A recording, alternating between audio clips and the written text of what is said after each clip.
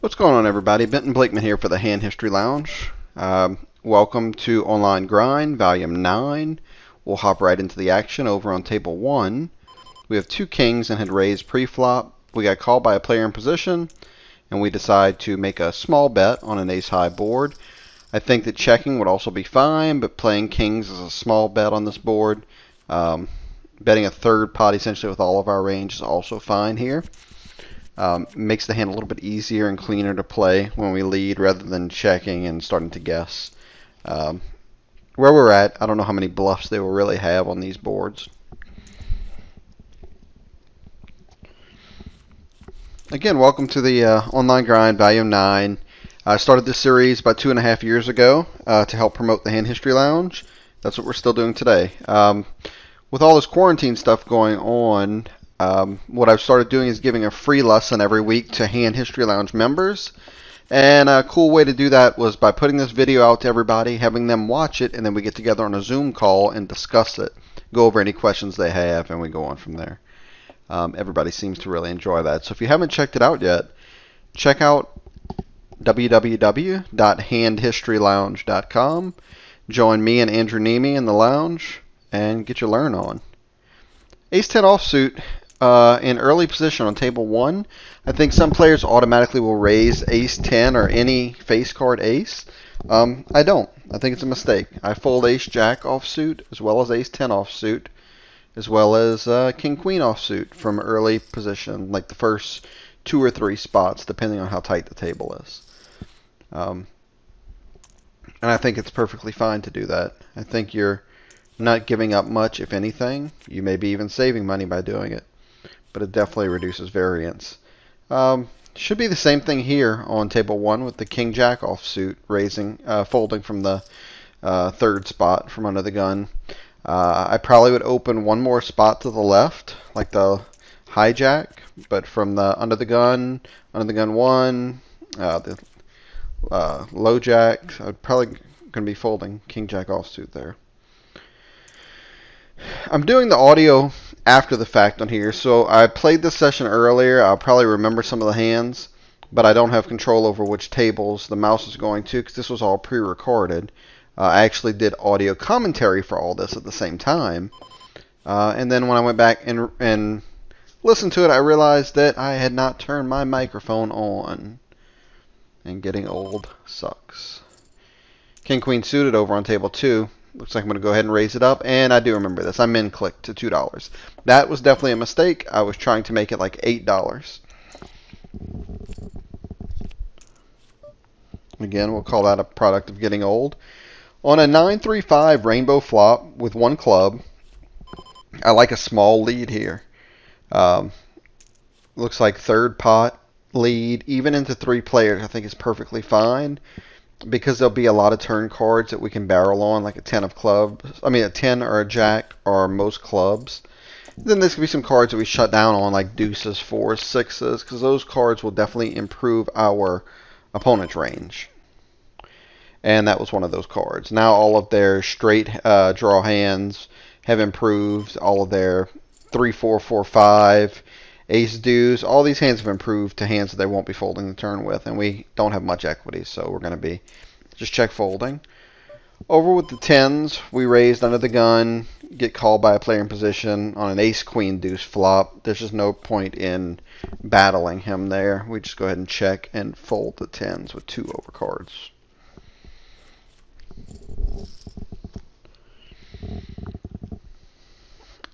If you haven't seen it yet, you should go back and watch last week's Online Grind video, which was episode 8 or volume 8. It's where I first introduced this Poker Bros software. If you're not familiar with it, I detail what it is in that video. I don't want to get into it again because it's not an ad for Poker Bros, but I am enjoying playing on it. I really do like the software. And at the end of the video, if you would like to play on it as well, get in touch with me with the email address I provide, blakemanpoker@yahoo.com. Over on table 1, 6-3 suited. It looks like it'll be a complete, but I actually fold here for the $3 raise. Because what's going to happen is if I call, we're going to end up getting into a 5-way pot. And 6-3 suited, even though it is a multi-way hand, it doesn't play well 5 ways. It has some pretty nasty reverse implied odds, so it's better off as a fold. King Queen offsuit also going to be folding from the small blind. That could be used as a 3-bet for sure. Had the raise come from the button or the cutoff, I definitely would have been 3-betting. Had it been from the hijack, I would have mixed 3-bets and folds, and versus the player it came from. That's probably the first spot I would fold it to. I'm not going to be calling King Queen offsuit from the small blind in pretty much any scenario. It's mostly going to be played as a 3-bet or fold.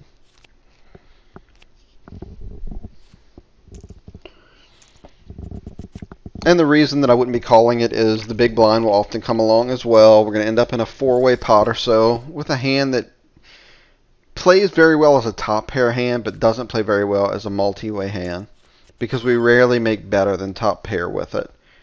So it's going to be a little bit tougher to play out of position in a multi-way pot. It's a hand we'd like to have in position in a heads-up or a 3-way pot.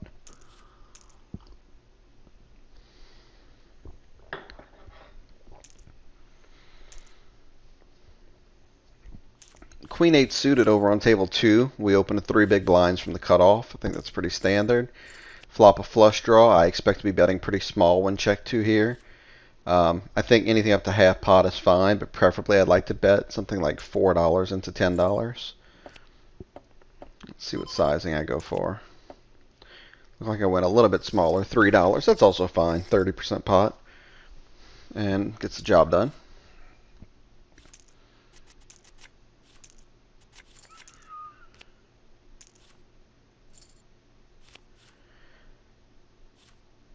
If you notice on table 3, I didn't even notice this when I was playing, but I'm noticing now, I just auto-click the fold of the 6-5 offsuit on the button. I know definitely if it folds to me, you can profitably open 6-5 offsuit. When I'm playing online, though, and I'm playing 5 tables like I am here, I have 2 tables on the spot on the left, which we call table 1. As you see, I just flip back and forth.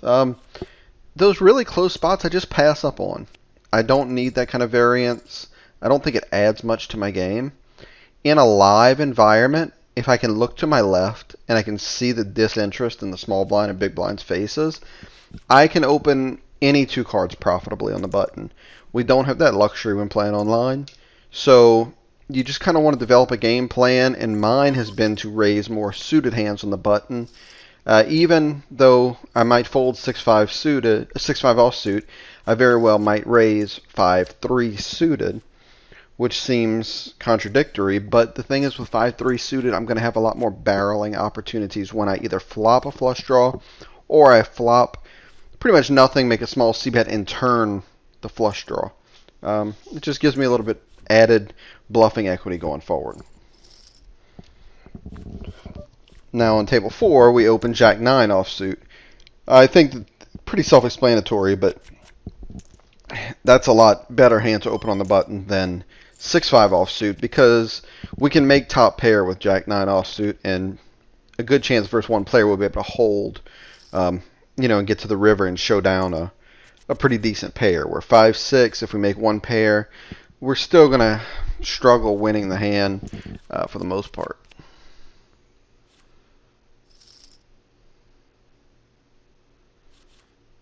I have to say, it feels weird doing commentary on something I already did commentary on, so I'm going to do my best for you guys. Again, for anybody else watching, I appreciate you watching, but know that this video is, specifically I'm making this for my Hand History Lounge subscribers. The Hand History Lounge is $40 a month, and guys, if you haven't tried it, you should really try it, because if you don't like it, I give you a refund. If you don't like it in your first 2 weeks, just let me know. I'll give you a refund. It's completely risk-free for you. There's no reason not to try it if you're playing poker and trying to get better at poker. Over on table 4, ace-queen offsuit facing a limp from the low jack. I'd assume we're going to make it 4 or 450 here, which would be my normal would be 3.5x. I add a little bit once somebody limps in. Over on table 1, ace jack offsuit is a raise because we are playing 7-handed. And because we have the button, which I just noticed. So definitely a raise. Looks like we got re-raised by the big blind, who is actually a Hand History Lounge member. Shout out to Sorry John. Didn't mean to blow up your spot there. Shouldn't have said that. So let's just say maybe he's a Hand History Lounge member. Maybe not. Also, another lounger on that table, Ben. Shout out, Ben. Thank you for joining the lounge, being a longtime member of the lounge, and providing us with jokes at our weekly meetings. Ace Queen, I go ahead and check back on table 4. With no club in my hand and just 2 overs, I think betting would be okay because of the overs, but I think checking back for showdown value is also fine. We still beat a lot of ace-high hands. On the turn, we pick up equity, but we want to preserve that going into the river, so I check back for the same reasons. And then on the river, we make a queen. I'm just going to go for some value.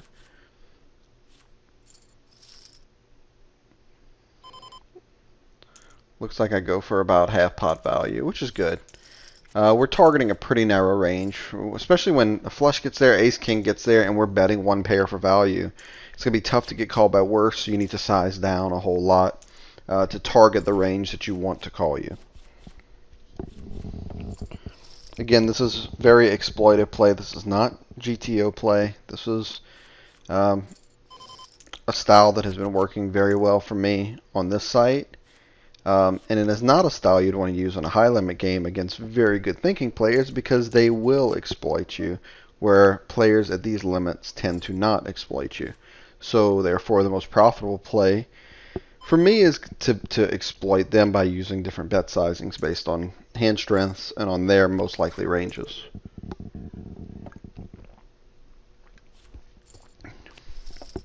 Over on table 2 with 6s, we check call the flop, check overcall the flop,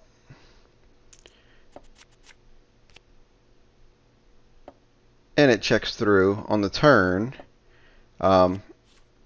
When the big blind checks, I remember here thinking that I should be good a fair bit of the time, because the big blind he could be checking a 7, so I might lose to a 7, but for the most part I should be pretty good because it's a pretty clean run out.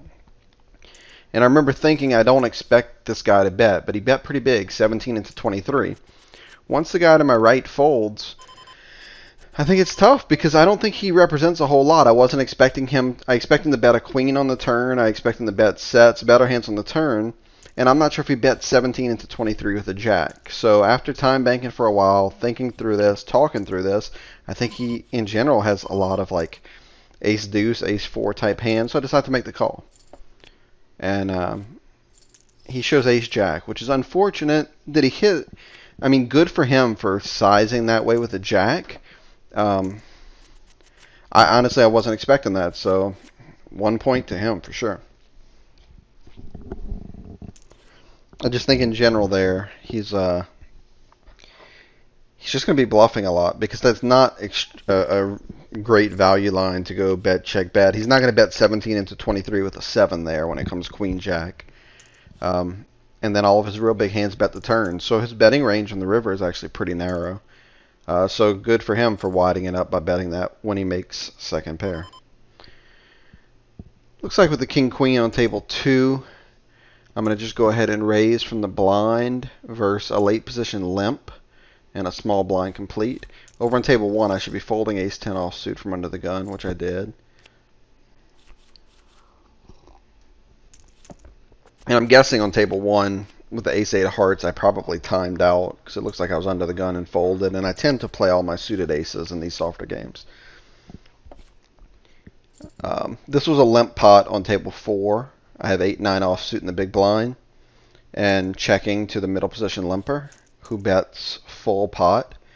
And I think betting against a full pot bet in a limp pot with nothing to fight for, I tend to just let them have those and we move on to our next hands. Table 2, I limp in or complete 50 cents from the small blind with queen jack suited because if you notice the limper only has $23. So because he has such a short stack, I worry about them limp jamming and I really don't want to get 23 big blinds in with queen jack. As it played, the big blind decided he was having none of it. He made it 10x and we both folded.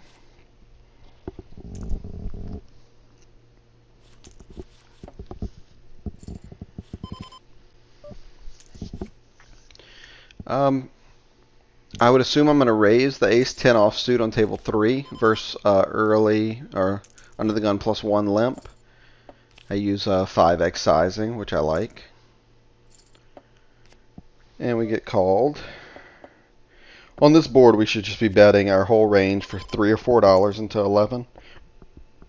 I think 25 to 30% pot is perfectly fine.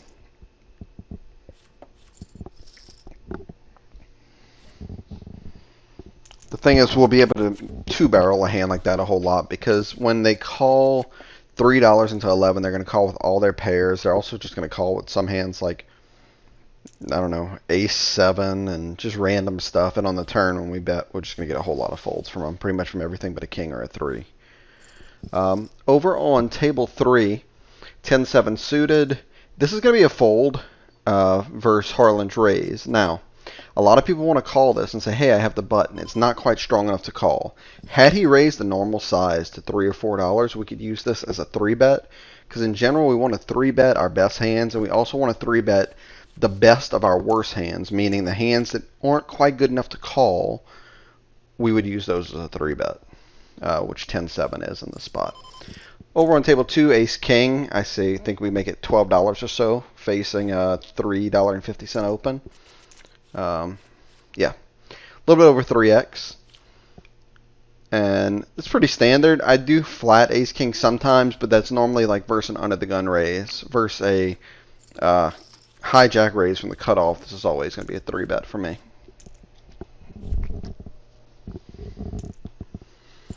And a raise with ace-king on table 4. Okay, king 8-9. 2 clubs with the ace of clubs. We should be betting when check 2 for about half pot. Well, he leads into us for 17 into 25. Definitely calling, not going anywhere. Turn doesn't change anything. Looks like there is 60 or so in the pot, and he leads full pot. Yeah, I remember this. This is a very interesting spot. I wasn't sure what to do here, and looking back, I believe I made a mistake here. I think the play when they're doing that, when we block the nut flush draw, he's going to have hands like king queen or king jack, or maybe even tens, jacks, queens. I think we should just be calling here because we don't really have to protect versus a whole bunch. We should tank down and call and just go from there.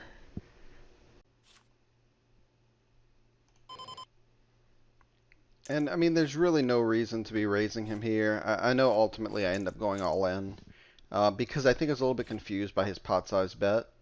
But I should just be calling here and allow him to bet that last 100 on the river and just be okay calling it off because it's a 3-bet pot, a bloated pot. We're not going to be folding top pair, top kicker. So I'm just much better off just letting him barrel off. But anyway, I jam and he folds for his last 100 and we'll never know what he had. It's a weird spot. Definitely a weird spot you don't get to see too often. Over the 10s on table 4, we're going to be checking back. We raised. I think we raised. Honestly, wasn't paying attention to the action, but I would assume we isolated a limper. Considering that the limper hasn't bet yet, they probably checked to us. And even though we have a straight draw with 3 overcards, just not worth it, especially with no diamond in our hand. So 10 of diamonds might beat us, king of diamonds still might beat us. But either way, whether we raise that one or whether we had just called, either way we would be checking back that flop with 2 overcards.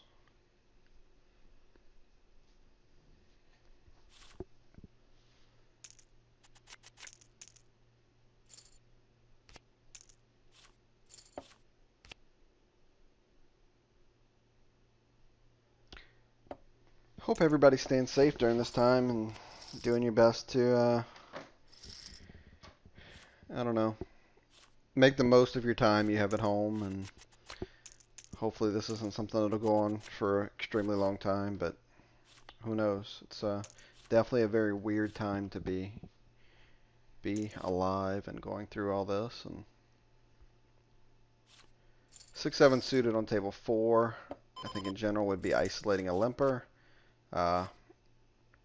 I think it's okay even though he has a 50 big blind stack, although I do expect him to limp jam sometimes, but I don't like limping a hand like 6-7 suited. Um, it's a good hand, but I just don't like to. I like to be the aggressor here, so I'd rather raise and have to fold than limp and have to not be an aggressor because somebody decides to isolate both of us. And we take it down.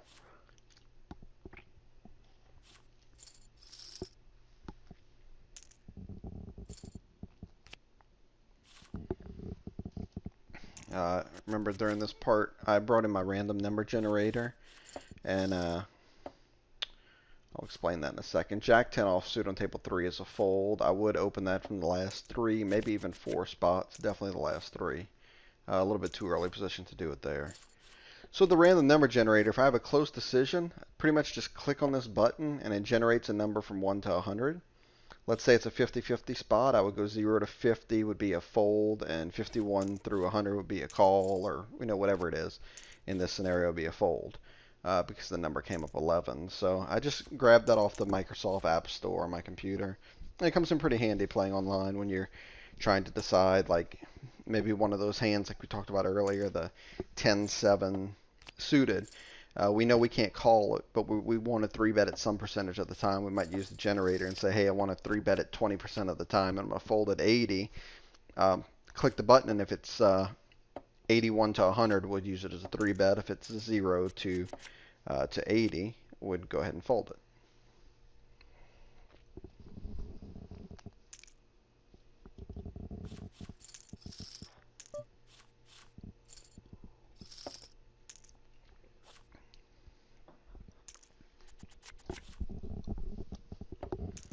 So I know I've done a little bit talking about the Hand History Lounge so far, but while we have a little bit dead time, I'll just mention every Friday we're getting together. I'm doing a free lesson. We talk about different points. We talk about different points from these videos. The members seem to really love it. It's free. It's included in your $40 a month Hand History Lounge membership. It's really a great deal. And again, if you haven't considered it, now is a great time to consider hopping into the lounge and getting some poker education. Over on table 4, ace king suited in the big blind. Facing a limp, we'll be raising. Facing a raise, we'll be 3-betting. We'll be doing anything and everything but folding. When he limps, he's going to be pretty weak. I'm going to use a larger sizing just to target his call range because he's going to have a limp call range and a lot of limp fold range. His limp fold range is going to fold no matter what size we use. His limp call range is also going to call no matter which size we use. So I'll size a little bit bigger just to target that portion of his limp call range.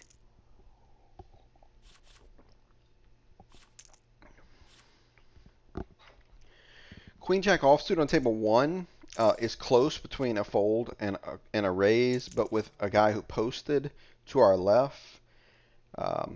If it folds, we would definitely be isolating versus a limper. I think isolating is also fine, although I don't like the fact that he limped a 25 big blind stack, but nothing we can do about that. Over on table 4, we're just going to complete for 50 cents more with ace-9 offsuit. Take a flop and completely miss. Ace-9 offsuit is not a great hand, but we're getting 7 to 1 on our money for a half of a blind. So you just call and take a flop. Table 2, Queen Jack offsuit is actually a fold. It's kind of weird to see we raising on one, folding on another, but it's all positional awareness. Under the gun, Queen Jack offsuit's no good. Looks like on table 1 here I was about to bet, and then I changed my mind and decided to go for a check. With 2 players stacked behind me, I decided to just turn my hand into a bluff catcher because I didn't think it was good enough for 3 streets. So you can go one of 2 ways here. You could just lead small and pretty much bet until they raise you and try to go for a thin value, or you can turn your hand into a bluff catcher. Check calling flop, check calling turn, check mostly calling river, but also check evaluating river depending on sizing. In this spot, he bets half pot on the turn. Again, we're not gonna veer from our plan. We're gonna go for the check call, and we're gonna check rivers and evaluate rivers. It was such a dry flop. There's not really many draws other than 10-9, which he could be barreling. And he checks back, and we win. So that's That's good news. Some pretty good value there. $51.25 profit with the Queen Jack.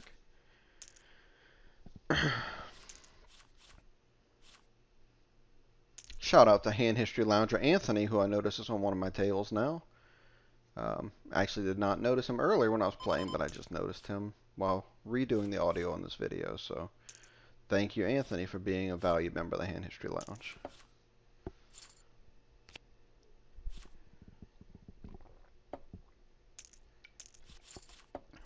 Looks like we checked our option with Queen Jack offsuit over on table 2.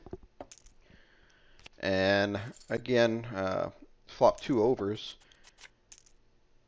Doesn't mean a whole bunch. A lot of people like to get crazy in spots like this. I would highly caution against going for any silliness in unraised pots. It's just completely unnecessary.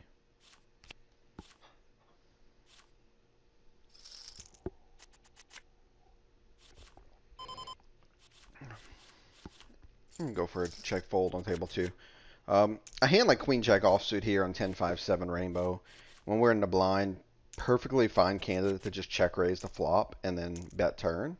But again, unnecessary. We're just talking about hands that would play well to do that, and that would be one of them. But again, no need to. Looks like at this point I started wrapping up the video. I'm going to be standing up before my big blind comes on each table. And I honestly don't remember if there are any more hands. Hopefully we see one. If not, I will probably cut this part of it out and then just call it a wrap. But we will see. See if we find any more hands, because I honestly do not remember.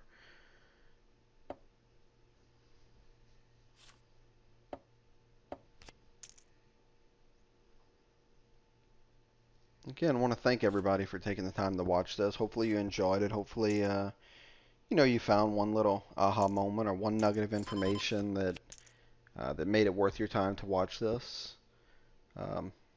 Please check out Hand History Lounge, www.handhistorylounge.com. And if you are looking to play online poker and are not currently playing and would like to get set up on Poker Bros, send me an email to blakemanpoker@yahoo.com. I've got a whole lot of the Hand History Loungers playing on there. Everybody seems to enjoy it. Software is pretty good. Games are really good. So just shoot me an email. Let me know if you want to get started playing. I'll send you all the information too, and we'll get you dealt in.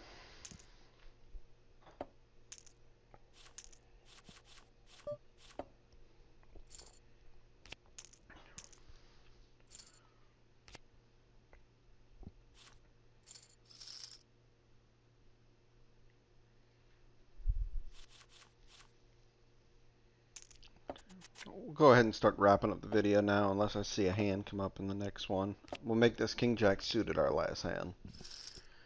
Over on table 4, we're going to be raising. We'll be isolating to probably 4.5x.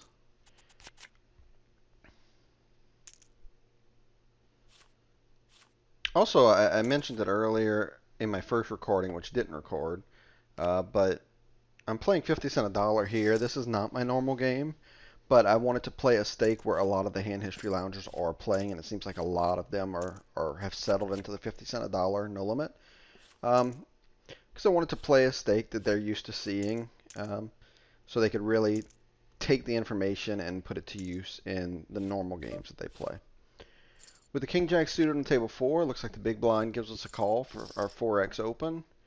Now we're waiting on the under the gun limper.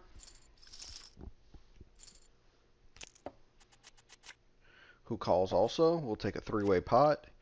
That looks like a flop that favors their range big time. So when they check, I would be checking back a flop like this. It's 3 to a straight, 2 to a flush, and kind of middling cards. That always seems to favor the caller's range as opposed to the raiser's range.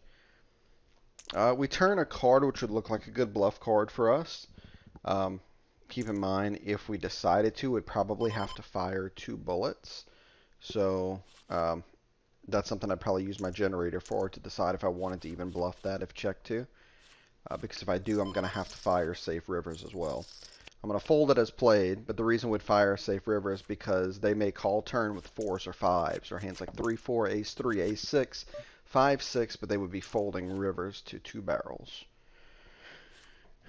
So anyway, we'll call that a video. I appreciate you guys watching. Thank you. Please leave comments. Give me a thumbs up if you like it. Subscribe. Tell your friends.